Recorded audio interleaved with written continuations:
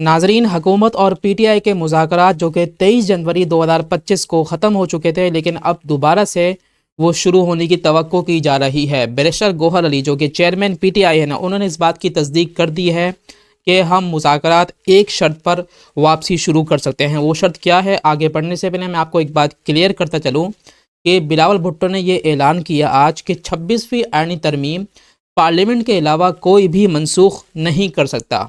यानी कि इतनी बड़ी बात कह दी। इसके पीछे क्या कानूनी वजूहात हैं, पाकिस्तान का आइन इस हवाले से क्या कहता है कि क्या वाकई ही ये 26वीं आईनी तरमीम कोई भी अदालत मनसूख नहीं कर सकती। तो इस बारे में मैं आपको बताता चलूँ। देखिए, 26वीं आईनी तरमीम के बारे में पाकिस्तान का आइन यही कहता है कि अगर कोई कानून पास करवाना हो तो उसके लिए सबसे पहले आपको 2/3 अक्सरियत चाहिए पार्लियामेंट और सेनेट के अंदर। अगर आपके पास 2/3 अक्सरियत आ गई तो उसके बाद वो कानून कोई भी ख़त्म नहीं कर सकता सिवाय पार्लियामेंट के। पार्लियामेंट के ख़ुद चाहे तो वो कानून ख़त्म कर सकती है, वरना कोई और रास्ता नहीं है, चाहे वो अदालत हो, चाहे वो कोई और रास्ता हो। अच्छा, जो पाकिस्तान तहरीक इंसाफ ने जो शर्त रखी है वो क्या है, वो मैं आपको बताता चलूँ।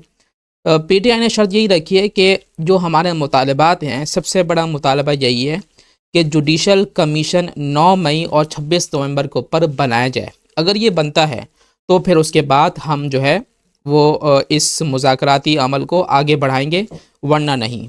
तो वीडियो अगर अच्छी लगी हो तो इसको आगे शेयर करें और चैनल को सब्सक्राइब करके बेल नोटिफिकेशन को लाजमी ऑन कीजिएगा।